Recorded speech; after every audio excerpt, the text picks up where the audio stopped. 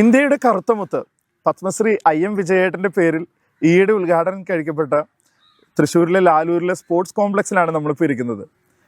ഇന്നത്തെ വിശേഷം ഗുരുവായൂരുകാർക്ക് ഏറെ അഭിമാനം നൽകിയ തൃശ്ശൂർ സ്പോർട്സ് കൗൺസിലിൻ്റെ പ്രസിഡന്റായി തിരഞ്ഞെടുക്കപ്പെട്ട ശ്രീ C. സുമേഷിനോടൊപ്പമാണ്. അദ്ദേഹത്തിൻ്റെ വിശേഷങ്ങളിലേക്ക് നിങ്ങൾ ഓരോരുത്തരെയും ഹൃദയപൂർവ്വം സ്വാഗതം ചെയ്യുന്നു. നമസ്തേ.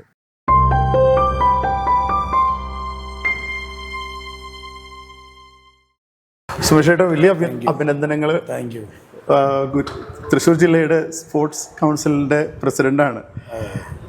ഒരു ഗുരുവായൂരുകാരൻ എന്നുള്ള രീതിയിൽ എല്ലാവർക്കും അഭിമാനിക്കാവുന്ന ഒരു വലിയ നേട്ടം. Okay, thank you. വലിയ ഉത്തരവാദിത്തം അല്ലേ? അതെ അതെ. എങ്ങനെയാ അതിനെ കാണുന്നത്? തൃശ്ശൂർ ജില്ല പൊതുവിൽ എല്ലാ സ്പോർട്സിലും ഒരു മികവുള്ള ജില്ലയാണ്. പൊതുവിൽ കഴിഞ്ഞ കാലങ്ങളിൽ അതിൻ്റെ പെർഫോമൻസ് നോക്കി ഒട്ടേറെ നാഷണൽ ലെവലിലും ഇൻ്റർനാഷണൽ ലെവലിലുള്ള താരങ്ങൾ വളർന്നു വന്ന ഒരു വലിയ പാരമ്പര്യമുള്ള ജില്ലയാണ്. വിശേഷിച്ച് ഫുട്ബോൾ പോലുള്ള മേഖലയിൽ വേണമെങ്കിൽ അത് കേരളത്തിൻ്റെ തലസ്ഥാനം എന്നറിയപ്പെടുന്ന ഒരു സ്ഥലമാണ് തൃശ്ശൂർ. ഈ സൗത്ത് ഇന്ത്യയിൽ ആദ്യമായിട്ട് ഒരു ഫുട്ബോൾ ക്ലബ്ബ് തുടങ്ങിയത് തൃശ്ശൂരാണ്. RB ഫെർഗൂസൺ 1899 അന്നൊന്നും ലോകത്തിലെ പലയിടത്തും ഫുട്ബോൾ തന്നെ ഉണ്ടായിരുന്നില്ല. ഇന്ത്യയിൽ ആദ്യം തുടങ്ങിയത് മോഹൻ ബഗാനായിരുന്നു. മുഹമ്മദൻ സ്പോർട്ടിംഗ് ആണ് പിന്നീട് ഇന്ത്യയിലെ ആദ്യത്തെ ക്ലബ്ബ് തൃശ്ശൂരാണ് തുടങ്ങിയത്, ഒല്ലൂര്. അപ്പോൾ അവിടെ തൊട്ടിട്ടേ ഒരു പാരമ്പര്യമുണ്ട്. ഇപ്പോൾ PR ആൻ്റണി മുതൽ IM വിജയം വരെയുള്ള മഹത്തായിട്ടുള്ള ഒരുപാട് പ്ലെയേഴ്സ് വന്ന സ്ഥലമാണ്.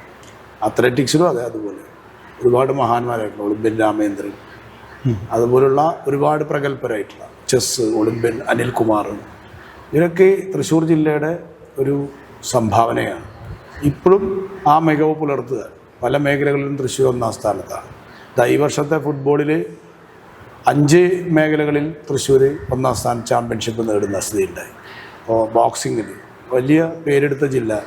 ആലപ്പുഴ ജിംഖാന എന്ന് പറഞ്ഞിട്ടൊരു സിനിമയുണ്ട്, പക്ഷേ അതിൽ നമ്മളെ മോശമായിട്ടാണ്. പക്ഷേ തൃശ്ശൂരാണ് കേരളത്തിലെ ഏറ്റവും നല്ല യാഥാർത്ഥ്യം. തൃശ്ശൂരാണ് ഏറ്റവും നല്ല ബോക്സിംഗ് ടീം, ഏറ്റവും നല്ല വെയിറ്റിംഗ് ലിഫ്റ്റിംഗ് ടീം, പിന്നെ ആർച്ചറി, പിന്നെ സ്വിമ്മിങ്, ഇതിലൊക്കെ നല്ല പേരുള്ള ജില്ലയാണ്. നമുക്ക് ആവശ്യമായ ഇൻഫ്രാസ്ട്രക്ചർ ഇപ്പോൾ നമുക്കതിന് ഉണ്ടാക്കാൻ കഴിഞ്ഞിട്ടുണ്ട്. അത് കാരണം കുറേ കൂടി നമുക്ക് ഡെവലപ്പ് ചെയ്യാൻ പറ്റും. അതനുസരിച്ചൊരു പ്ലാൻ അതിനു വേണ്ടി ഉണ്ടാക്കണം എന്നാണ് എൻ്റെ ആഗ്രഹം. അതിനുവേണ്ടിയാണ് നമ്മുടെ പ്രയത്നം. അപ്പോൾ അതൊരു ഭാരിച്ച ഉത്തരവാദിത്തമായിട്ടാണ് ഞാൻ കാണുന്നത്. ഇത് എത്ര കാലത്തേക്കാണ് ഈ ഒരു 5 വർഷമാണ് ഇതിൻ്റെ പീരീഡ്. ഓക്കെ. അപ്പോൾ അതനുസരിച്ച് പ്രവർത്തനങ്ങൾ ചെയ്യാനുള്ള ഒരു സമയമുണ്ട്.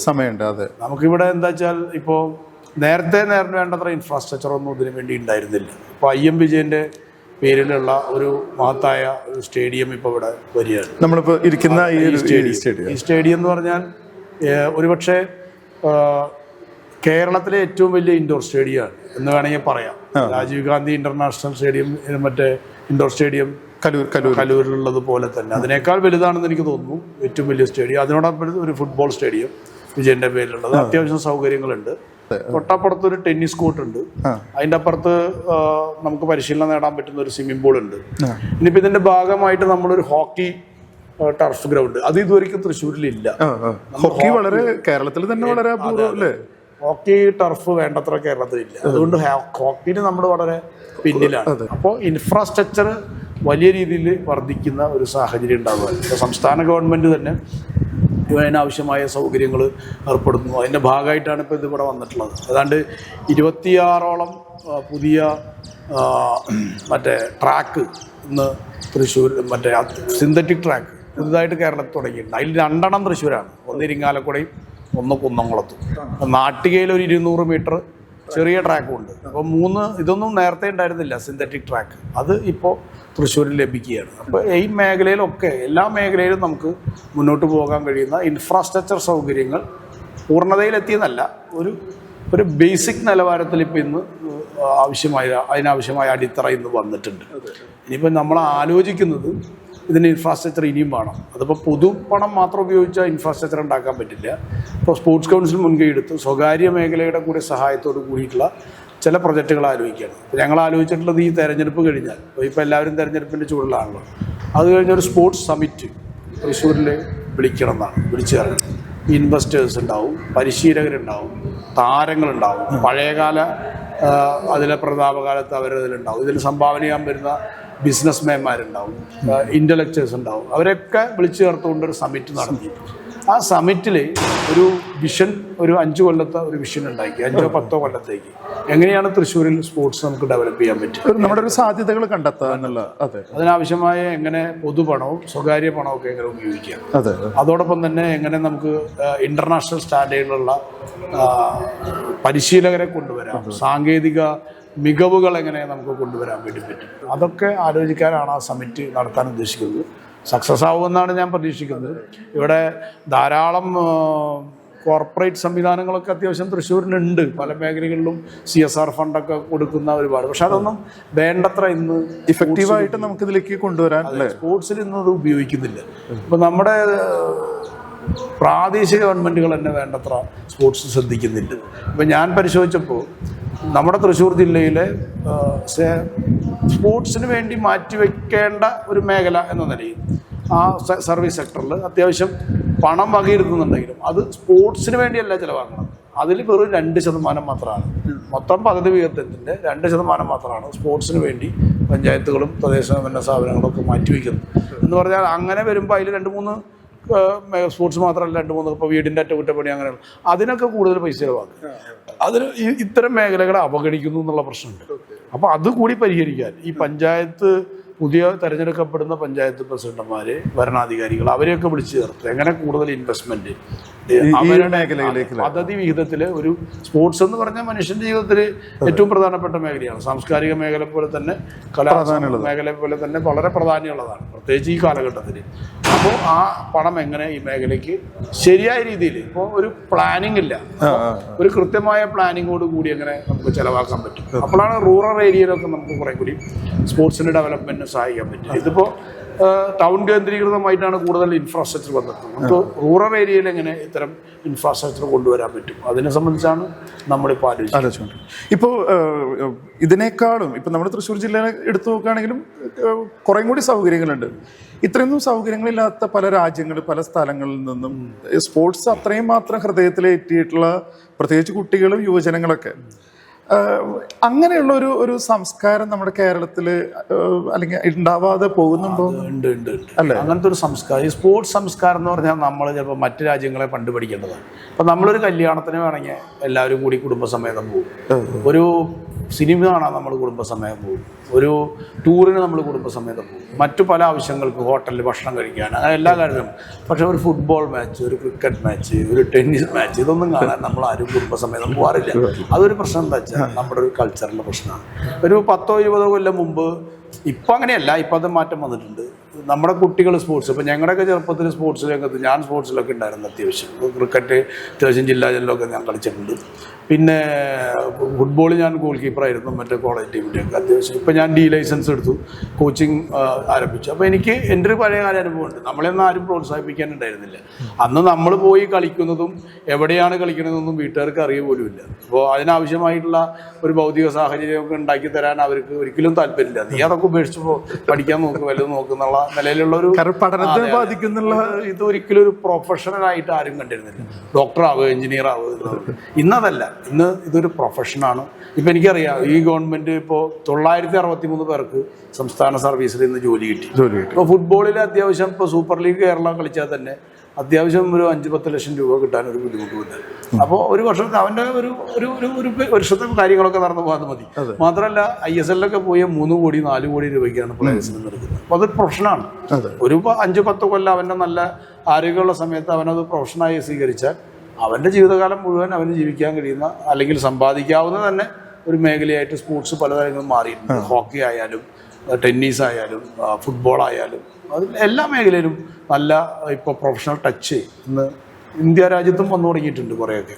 ഇപ്പോൾ സുമേഷേൻ്റെ ചെറുപ്പകാലം പറഞ്ഞപ്പോഴേ പലപ്പോഴും ഇങ്ങനെ ഷെയർ ചെയ്യണ കേട്ടിട്ടുണ്ട്, ഒരു സ്ട്രഗിൾ ചെയ്തൊരു സമയം. ഒന്ന് ക്രിക്കറ്റുകാരനായിരുന്നു, ക്രിക്കറ്റ് ഭ്രാന്ത് പിടിച്ച് കിറ്റ് പോലും മേടിക്കാൻ. അതില്ല അന്ന് ഞാൻ ഇവിടുന്ന് ക്രിക്കറ്റൊക്കെ കളിച്ച് ബാംഗ്ലൂരൊക്കെ പോയി അവിടെ ഒരു ടീമിന് വേണ്ടി കളിക്കാൻ പോയിപ്പോൾ ഉണ്ടായ അത് കോളേജിൽ പഠിക്കുമ്പോഴാണ് അത് ആ കോളേജിൽ ചേർന്നു. ഇവിടുന്ന് അവിടെ അത്യാവശ്യം കളിച്ചിരുന്നു. അത് കഴിഞ്ഞ് അവിടെ പോയി, അപ്പോൾ അവരൊരു ടീമിൽ തന്നെ കളിക്കാൻ വിളിച്ചു. ഞാൻ പോയി. എനിക്ക് സ്വന്തമായിട്ട് പേടില്ല, എനിക്ക് ബാറ്റില്ല, ഗ്ലൗസ് ഇല്ല. ഇവിടെയാണ് ഇവിടെയാണെങ്കിൽ അതല്ല, ഇവിടെ അപ് ഡൗൺ കാർഡ് വരെ നമ്മൾ അങ്ങോട്ട് കൂടി ഷെയർ ചെയ്ത ആളുകളായിരുന്നു. അങ്ങനത്തെ ഒരു കൾച്ചറാണ്. ഒരാളുടെ പാഡ് ഔട്ടായി കഴിഞ്ഞാൽ അയാളുടെ പാഡ് എടുത്തിട്ട് വേണം. അവരത് തൊടാനേ അനുവദിക്കില്ല, അവരുടെ കിറ്റാണ്. അപ്പൊ നമ്മൾ അവിടെ പോയി ആകെ നാണം കെട്ടു, വഷളായി. പിന്നെ ഞാൻ ആ ടീമിൽ കളിക്കാനേ പോവാതായി. ക്രിക്കറ്റ് തന്നെ വേണമെങ്കിൽ അവിടെ വെച്ച് നമ്മൾ പിന്നെ കളിക്കണ്ട കാരണം അതിനുള്ള ഒരു ഭൗതിക സാഹചര്യമില്ല. അന്നൊരു കിറ്റ് കിട്ടണമെങ്കിൽ അന്നത്തെ കാലത്ത് ഒരു 10,000 രൂപ ചെലവഴിക്കേണ്ടി വരും. എന്താണെങ്കിൽ അത് കൂടുതൽ വേണം. അതൊന്നും സാധിക്കുന്ന ഒരു കാലഘട്ടമായിരുന്നില്ല. ചിന്തിക്കാൻ തന്നെ അങ്ങനത്തെ ഒരു കൾച്ചറില്ല തന്നെ പ്രശ്നമാണ്.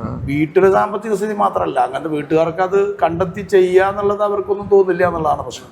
അതാ അവരെ പറഞ്ഞിട്ട് കാര്യമില്ല, അവരൊരു കുറ്റം പറയല്ല. നീ ഇപ്പൊ ഇത് കളിച്ചിട്ടെന്താ, നമ്മുടെ ഒരു ടാലന്റ് എന്താ, നമ്മുടെ എന്താണെന്ന് ചിലപ്പോൾ അവർക്ക് മനസ്സിലാക്കാൻ പറ്റില്ല. ഞാൻ കോളേജ് ടീമിന്റെ ഗോൾ കീപ്പർ ആയിരുന്നു അത്യാവശ്യം. അന്ന് അതിനുശേഷം ഫുട്ബോളിലേക്ക് വരുന്നത്. ചില ഫുട്ബോൾ കളിച്ചിരുന്നു, പക്ഷെ ഞാൻ ടീമിന്റെ ഗോൾ കീപ്പറായി. പിന്നെ അവിടെ ബാംഗ്ലൂർ യൂണിവേഴ്സിറ്റി കോച്ചിങ് ക്യാമ്പിൽ എനിക്ക് കിട്ടി. പിന്നെ അവിടെ വന്നപ്പോൾ HL ടീമിന്റെ ജൂനിയർ ടീമിൽ കളിക്കാൻ അവിടെ അവസരം കിട്ടും. അത് പക്ഷെ അവിടെ നിന്നൊക്കെ നമുക്ക് എന്താ വെച്ചാൽ ഇത് ഗോൾ കീപ്പിംഗ്, ഗ്ലൗസ്, ബൂട്ട് ഇതൊക്കെ നമ്മളായിട്ട് സംഘടിപ്പിക്കാന്നല്ലാതെ വീട്ടുകാരോട് പറഞ്ഞ് അങ്ങനെ ഒന്നും ഉണ്ടായിരുന്നില്ല. അങ്ങനെ ഇന്നത്തെ പോലെ അക്കാഡമികളും സംവിധാനങ്ങളും ഒന്നും ഒന്നുമില്ല. അന്ന് ട്രെയിൻ ചെയ്യാൻ ഞങ്ങൾക്ക് കോച്ചൊന്നും ഉണ്ടായിരുന്നില്ല. അവിടെ ഉണ്ടായിരുന്ന ഒരു പ്രധാനപ്പെട്ട ഒരാളുടെ ഇൻസ്ട്രക്ഷൻ അനുസരിച്ച് കളിക്കുക എന്നുള്ളതല്ലേ ഉള്ളതാണ്. ഇന്നതല്ല, ഇന്നതൊക്കെ മാറിയിരിക്കുന്നു. അതിന്റെ മാറ്റം നമുക്ക് കാണാം. അപ്പൊ ഞാൻ അതിന്റെ അടിസ്ഥാനത്തിലാണ് ഗുരുവായൂർ സ്പോർട്സ് അക്കാഡമി ഞാൻ തുടങ്ങിയത്. ചോദിക്കാൻ വരുമായിരുന്നു, അതൊക്കെ ആയിരിക്കും അല്ലേ? അതിന്റെ 2017 ഞങ്ങൾ തുടങ്ങിയതാണ്. അതിവിടെ GS. ഇപ്പം 1,200 കുട്ടികളുണ്ട്. ഞാൻ പറഞ്ഞു, കേരളത്തിലേക്ക് സന്തോഷ് ട്രോഫിയിലേക്ക് ഇതുവരെയ്ക്കും കോസ്റ്റൽ ബെൽറ്റ് എന്നൊരു കുട്ടി വന്നിട്ടില്ല. ആദ്യമായിട്ട് നമ്മൾ GSA ട്രെയിൻ ചെയ്ത് തുടങ്ങിയപ്പോഴാണ് അത് വന്നത്. ഇന്നിപ്പോൾ അതല്ല, ഇന്നിപ്പോൾ GSAയിൽ ഉണ്ടായിരുന്ന ഒരു ഗോൾ കീപ്പറാണ് കമാലുദ്ദീൻ. അയാൾ അവിടുന്ന് വളർന്നു വന്നതാണ്. ഇന്നിപ്പോൾ അയാൾ ഈസ്റ്റ് ബംഗാളിൻ്റെ ഗോൾ കീപ്പറാണ്. അയാൾ കരാർ ഒപ്പുവെച്ചിരിക്കുന്നു ഈസ്റ്റ് ബംഗാൾ. ഇപ്പോൾ അയാൾ SLK കളിക്കുന്നുണ്ട്. ഇപ്പോൾ ഇന്ത്യൻ ടീമിലേക്ക് സെലക്ഷൻ കിട്ടി. ഇന്ത്യൻ Under-23 ഗോൾ കീപ്പറായിട്ട് കമാലുദ്ദീനാണ്. അപ്പോൾ ഇപ്പം ഞാൻ തന്നെ ഒരിക്കൽ ട്രെയിൻ ചെയ്തിരുന്ന, ഞാൻ കോച്ചായി ജില്ലാ ടീമിനെ ഒരിക്കൽ കൊണ്ടുപോയിണ്ടായി കഴിഞ്ഞ മുമ്പത്തെ കൊല്ലം. ജൂനിയർ ടീമിന്റെ ജില്ലാ കോച്ച് ഞാനായിരുന്നു. ഞാൻ കൊണ്ടുപോയ ടീമിലെ 11 പേരിൽ 8 പേർ ഫസ്റ്റ് 11 കളിച്ച 8 പേർ ഗുരുവായൂർ അക്കാഡമി എന്നുള്ളവരായിരുന്നു. നമ്മുടെ ഹോസ്റ്റൽ ബെൽറ്റുള്ളവർ. അവരൊക്കെ നല്ല താരങ്ങളാണ്. 2-3 പ്ലേയേഴ്സൊക്കെ നല്ല ഉയർന്നു. അവന്റെ മേഖല തിരഞ്ഞെടുത്ത് അതിലേക്ക് ഡയറക്റ്റ് ചെയ്യാന്ന് പറയുന്നത് രക്ഷിതാക്കളോ അല്ലെങ്കിൽ സമൂഹത്തിന്റെ ഉത്തരവാദിത്തമാണ്. കാരണം അവനത് തിരിച്ചറിയാനുള്ള പ്രായമല്ല. അവന്റെ ഭാവി എന്നൊക്കെ പറഞ്ഞാൽ എങ്ങനെയാണ് ഡിസൈൻ ചെയ്യാൻ ചിലപ്പോൾ അവൻ അറിയില്ല. നമ്മൾ തിരിച്ചറിയണം അവന് ഇതിൽ കഴിവുണ്ട്.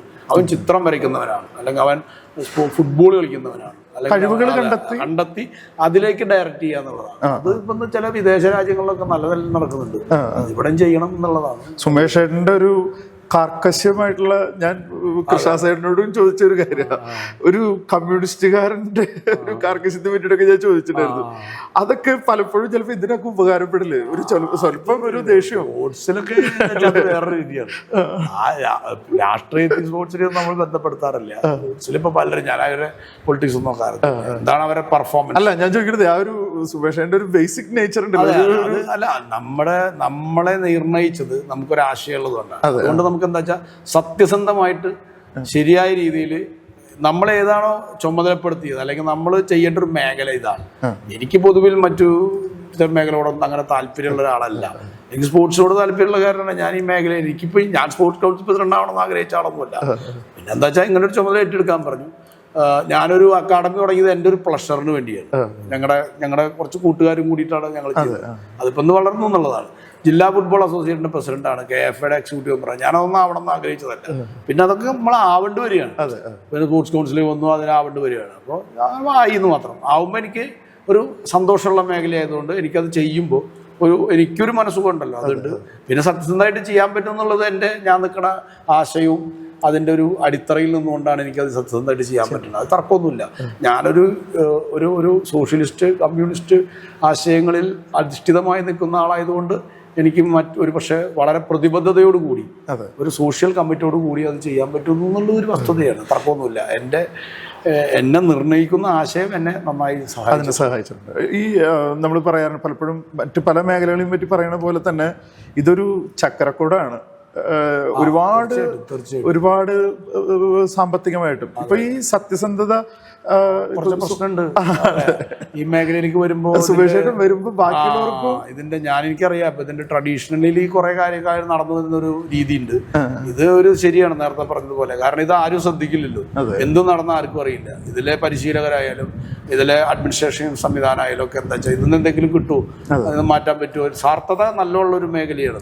പിന്നെ ഒരു അർഹതപ്പെട്ട ആളെ തടയുകയും അർഹതയില്ലാത്ത ഒരാളെ പ്രൊമോട്ട് ചെയ്യുകയും ചെയ്യുന്ന രീതികളൊക്കെ ധാരാളം ഉണ്ട്.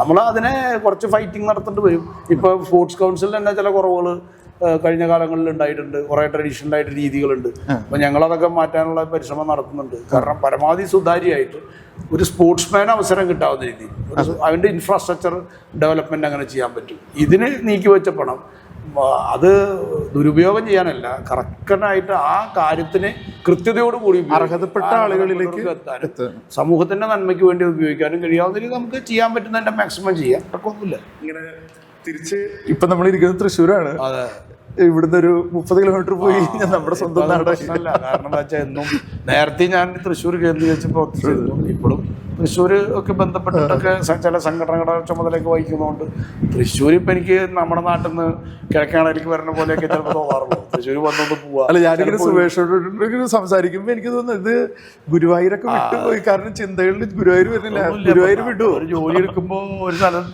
പോവാ. ഗുരുവായൂരിനെ അങ്ങനെ ഉപേക്ഷിക്കാനും പറ്റില്ല. ഗുരുവായൂർ നമ്മുടെ ഒരു കാലവിടെയാണല്ലോ. നമ്മൾ ജനിച്ചു വളർന്ന നാടിനോടുള്ള ഒരു സ്നേഹം അത് ഏത് നാട്ടിൽ പോയാലും.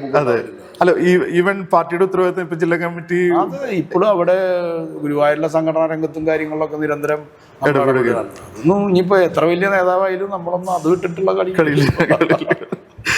എല്ലാ ദിവസവും കളിക്കാൻ പറ്റാറുണ്ട്.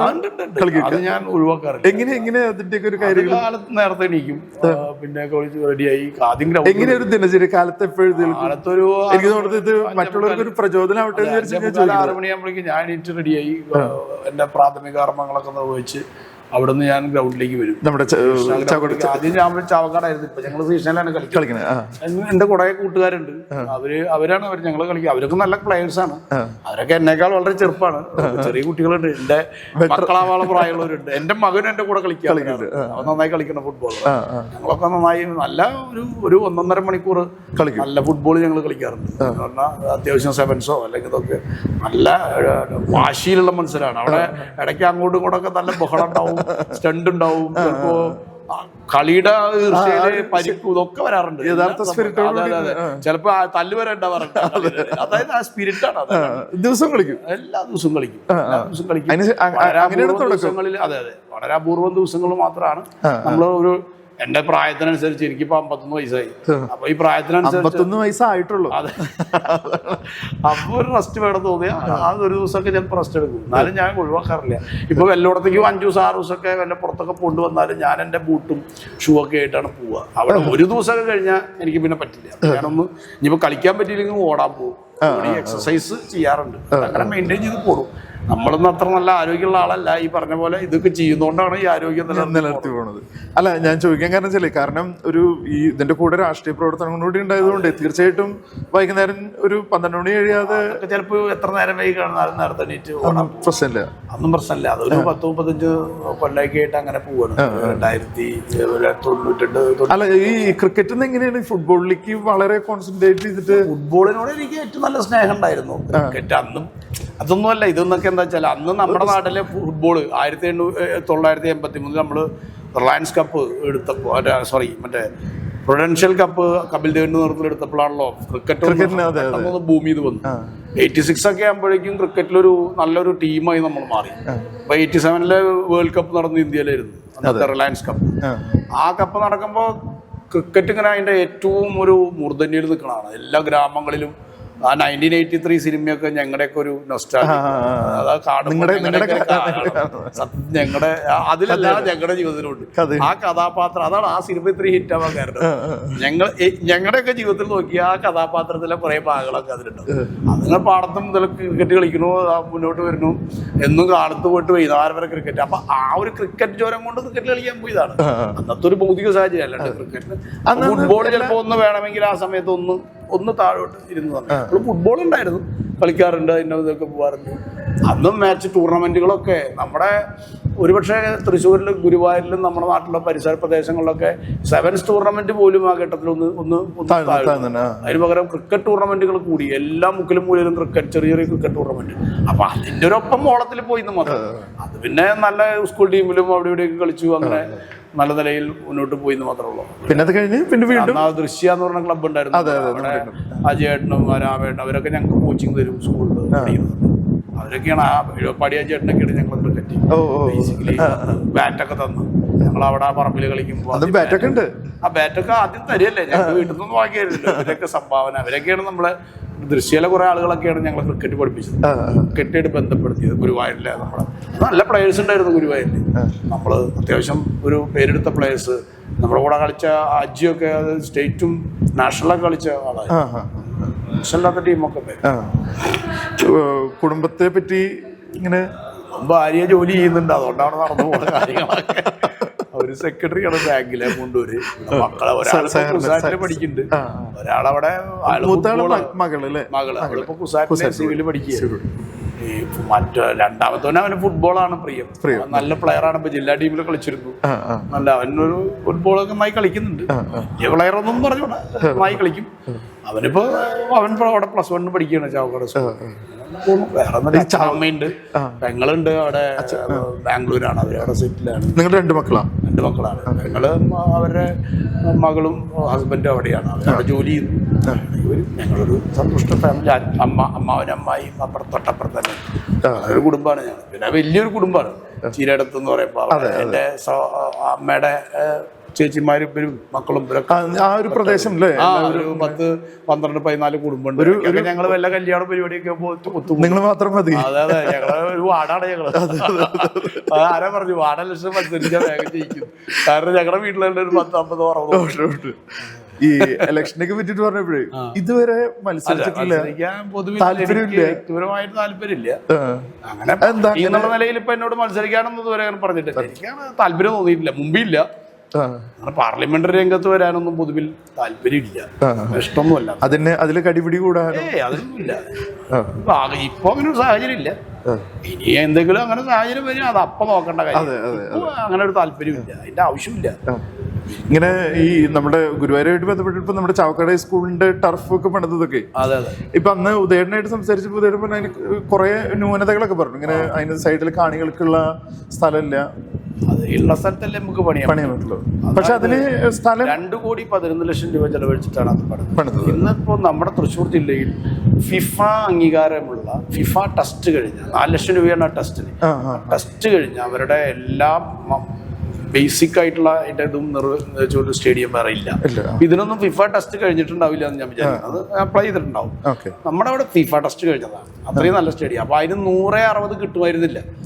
എന്നിട്ട് നമ്മുടെ സത്യത്തിൽ UDF ഭരിക്കുന്നതാണ് മറ്റേ റൂറൽ ബാങ്ക്. അവിടുത്തെ ബദറും അതേപോലെ നമ്മുടെ ഗോപപ്രതാപനൊക്കെ സഹായിച്ചിട്ടാണ് അവര് വെറുതെയാണ് വിട്ടത്, സ്ഥലം വിട്ടത്. ആ സ്ഥലം വിട്ടുകൊണ്ടാണ് അതിന് ശരിക്കും പറഞ്ഞാൽ ഒരു 11 ഗ്രൗണ്ടിനുള്ള സൗകര്യം ഉണ്ടായിരുന്നു. അത് ഞങ്ങളെല്ലാവരും ഒരുമിച്ചാണ് ആ കാര്യത്തിൽ ഉണ്ടായിരുന്നത്. അതിൽ രാഷ്ട്രീയമൊന്നും ഉണ്ടായിരുന്നില്ല, ഈ പറയുന്ന പ്രശ്നമൊന്നും അതിനകത്തില്ല. അപ്പോൾ അവിടെ മറ്റു സ്പോർട്സിന് വേണ്ട സൗകര്യങ്ങൾ ഉണ്ടാക്കാൻ പോകുന്നുണ്ട്. അപ്പുറത്ത് ഒരു കുട്ടികൾക്ക് ഓടാൻ പറ്റുന്ന ട്രാക്ക് ഉണ്ടാക്കാം, ചുറ്റും ട്രാക്ക് ഉണ്ടാക്കാൻ പറ്റില്ല. അത് പ്രാക്ടിക്കൽ അല്ല, അത് ആ ഗ്രൗണ്ടിന്റെ പരിമിതി കൊണ്ടാണ്. ഫുട്ബോൾ സ്റ്റേഡിയം വന്നുകൊണ്ട് മാത്രമല്ല, ഗ്രൗണ്ട് വലുതാക്കണ അക്വസേഷൻ ചെയ്യണം, അതിനുള്ള ശേഷിയൊന്നും ഇപ്പൊ ഇല്ല. അപ്പൊ നമുക്ക് അവിടെ വേണമെങ്കിൽ ഇപ്പൊ വോളിബോൾ കോർട്ട് ഉണ്ടാക്കാം, മറ്റേ ബാഡ്മിന്റൺ കോർട്ട് ഉണ്ടാക്കാം. പറഞ്ഞിട്ടിപ്പോ ഹൈ ജമ്പിന് ഒരു പിറ്റ് ഉണ്ടാക്കാൻ ആലോചിച്ചിട്ടുണ്ട്. ഹൈ ജമ്പ് അല്ല, ലോങ് ജമ്പിന്. പിന്നെ ട്രാക്ക് ഒരു 50 മീറ്റർ ട്രാക്ക് ഉണ്ടാക്കി പ്രാക്ടീസ് ചെയ്യാൻ പറ്റാത്ത പ്രശ്നമൊന്നുമില്ല. അത്യാവശ്യം സൗകര്യമൊക്കെ അവിടെ ഇപ്പോഴും. പിന്നെ ഫുട്ബോൾ നന്നായി കളിക്കാമല്ലോ. അപ്പൊ അതും എനിക്ക് ഞങ്ങള് ആലോചിക്കുന്നത്, എൻ്റെ ഒരു ആഗ്രഹം അതൊരു ഫുട്ബോൾ സ്കൂൾ ആവണമെന്നാണ്. സ്പോർട്സ് എല്ലാം എടുത്തുണ്ട്, ഫുട്ബോളിനെ സ്പെഷ്യലൈസ് ചെയ്ത ഒരു സ്കൂൾ ആവണം, തെറ്റൊന്നുമില്ല. ഒരു ഡിവിഷനിൽ അവിടെ കുട്ടികളില്ല, വേണ്ടത്ര കുട്ടികൾ വരുന്നില്ല. അത് ടീച്ചർമാരുടെ മോശം കൊണ്ടല്ല, അവരൊക്കെ ഹൈലി എഡ്യൂക്കേറ്റഡ് ആയിട്ടുള്ള PSC എഴുതി വന്ന ടീച്ചർമാരാണ്. ആളുകൾക്ക് ഇപ്പോഴാണ് സർക്കാർ സ്കൂളിനോടൊക്കെ ഇത് വന്നത്. ചാവക്കാട് സ്കൂൾ പല കാലത്ത് ആരും മൈൻഡ് ചെയ്യാണ്ട് ഇടിഞ്ഞു പൊളി വീഴാറായ അവസരം ഉണ്ടായിരുന്നു. അപ്പോൾ കുറേ ബിൽഡിംഗ് അവിടെ വന്നു, നല്ല സൗകര്യങ്ങൾ വന്നു, നല്ല ഇതുണ്ട്. നമുക്ക് എന്ത് ചെയ്യാം, ഡിവിഷനിൽ ഇപ്പോഴും കുട്ടികൾ കുറവുണ്ട്. നമുക്കൊരു ഫുട്ബോൾ സ്കൂളായാൽ ഒരു ഹോസ്റ്റൽ കൂടി ഉണ്ടെങ്കിൽ നമുക്ക് ഈ സംസ്ഥാനത്തെ സെലക്റ്റഡ് ആയിട്ടുള്ള 10-30 കുട്ടികളെ ഒരു സ്റ്റാൻഡേർഡ് പഠിപ്പിക്കാം. ആ കുട്ടികളെ ഇപ്പോൾ ഗ്യാരണ്ടീഡാണ്, 10 വരെ ഒരു ഗ്യാരണ്ടീഡായി. ആ കുട്ടികൾ ഫുട്ബോൾ കളിക്കട്ടെ, അവർ ഫുട്ബോൾ എല്ലാ സ്പോർട്സും വേണമല്ലോ. അത്ലറ്റിക്സുകളിലെ പഠിക്കണവർ ഇവിടെ വേണമെന്ന് പറഞ്ഞാൽ വാശി പിടിക്കേണ്ട കാര്യമില്ല. ഫുട്ബോളിനെ പ്രൊമോട്ട് ചെയ്യുന്ന സ്കൂളാവാം. തൊട്ടപ്പുറത്ത് കുന്നംകുളം സ്കൂളുണ്ട്, അവിടെ ട്രാക്ക് ഉണ്ട്. ഇനിയിപ്പോൾ ഏതെങ്കിലും കുട്ടിക്ക് വേണമെങ്കിൽ അവിടെ ട്രാക്ക് ചെയ്യാം, മനോഹരമായ സിന്തറ്റിക് ട്രാക്ക്. ആ ട്രാക്കിൽ അവിടെ അത്ലറ്റിക്സ് താല്പര്യമുള്ളവർക്ക് അവിടെ ചേരാം. അങ്ങനെയാണ് ഓരോരുത്തരുടെ ടേസ്റ്റ് അനുസരിച്ചാണ്. അപ്പോൾ നമുക്ക് ഫുട്ബോൾ സ്കൂളാക്കി മാറ്റിയാൽ നമുക്ക് എത്രയോ താരങ്ങൾ വളർത്തിയെടുക്കാം. വേണമെങ്കിൽ ഞങ്ങൾ GSA അതിനാവശ്യമായിട്ടുള്ള ഇൻഫ്രാസ്ട്രക്ചർ ഞങ്ങൾ ഉണ്ടാക്കി തരാം. ഞങ്ങൾ ആ ഗ്രൗണ്ടൊക്കെ മെയിൻറ്റെയിൻ ചെയ്യുക സൗജന്യമായിട്ട്. ആരും ഒന്നും ചെയ്യണ്ട, ഞങ്ങൾ തന്നെ പൈസ എടുത്ത് ചെയ്യാം. ഒരാൾ വന്നിരിക്കണം, ഞങ്ങളവിടെ കുട്ടികളെ ട്രെയിൻ ചെയ്തോളാം. ഒരു പ്രശ്നമില്ല. ഒരു 5 പൈസയുടെ പ്രശ്നം സർക്കാരിനോ മുനിസിപ്പാലിറ്റിക്കോ ചിലവില്ലാതെ ഒരു നല്ല ഫുട്ബോളാക്കി. ഞാനത് MLA-യും അതുപോലെ ചെയർമാൻ്റെ അടുത്തൊക്കെ സംസാരിച്ചിട്ടുണ്ടായിരുന്നു. MLA-യുടെ അടുത്തൊക്കെ അത് നന്നായി വെച്ചിട്ട് നമുക്ക് ചെയ്യാൻ പറ്റുന്നതല്ല. പൈസ ഒന്നും ചിലവില്ല. എല്ലാവരുടെയും ഒരു പിന്തുണ കിട്ടിയാൽ നമുക്ക് കക്ഷി രാഷ്ട്രീയം നോക്കരുത്. കക്ഷി രാഷ്ട്രീയത്തിന് അതീതമായി ഇത്തരം കാര്യങ്ങളിലൊക്കെ. അതുകൊണ്ടാണല്ലോ ആ റൂറൽ ബാങ്ക് സ്ഥലം തരാൻ. അല്ലെങ്കിൽ അവരന്ന് സ്ഥലം തന്നില്ലായിരുന്നെങ്കിൽ ആ സ്റ്റേഡിയം അവിടെ വരുമായിരുന്നില്ല. ഇങ്ങനെ സ്റ്റേഡിയം വരുത്ത എളുപ്പമല്ല. അവരുടെ ഒരു വിശാലമായ മനസ്സാണ് അവർ കാണിച്ചത്. പ്രത്യേകിച്ച് ബദറിനെ പോലുള്ള ആളുകൾ നല്ല ഒരു വിശാലമായ മനസ്സ്. അയാളെ ഇവിടുത്തെ PTA പ്രസിഡന്റ് ആയിരുന്നു. ഞാൻ ഗോപ്രധാനിയായിട്ട് സംസാരിച്ചു. വളരെ ഇതായിട്ട് അത് തരാം. അവർ പോസിറ്റീവായിട്ട് മാത്രമല്ല, അവർ ഒരു പ്രത്യേക രീതിയിലാണ് അത് ചെയ്തത്. അവരെ കമ്മിറ്റിയൊക്കെ തീരുമാനിച്ചത്. പക്ഷേ റിസ്ക് എടുത്ത് അവർ ചെയ്തതാണ്. ശ്ലാഘനീയമായ പ്രവർത്തനമാണ്. അത് നാടിന്റെ വികസനത്തെ അവർ എങ്ങനെ കാണുന്നുള്ള അതിൽ കക്ഷി രാഷ്ട്രീയം നോക്കിയിട്ടില്ല എന്നുള്ളതാണ്. അപ്പോ എന്തായാലും ഇനി 5 വർഷം അതിനപ്പുറത്തേക്കൊക്കെ കിടക്കുകയാണ്. വർഷം പൂർത്തിക്കാൻ പറ്റുമെന്നൊന്നും പറയാൻ പറ്റില്ല. ഇതിലൊക്കെ ചില പല ഘടകങ്ങളും ആശ്രയിച്ചിരിക്കുന്നതാണ്. എന്തായാലും നന്നാവട്ടെ. എന്തായാലും ഗുരുവായൂരുകാരുടെ എല്ലാ പിന്തുണയും എന്താ പറയാ, ഹൃദയം കൊണ്ടും ശക്തി കൊണ്ടും സന്തോഷം. അടിപൊളിയാവട്ടെ. ആയിക്കോട്ടെ. Thank you. ശരി.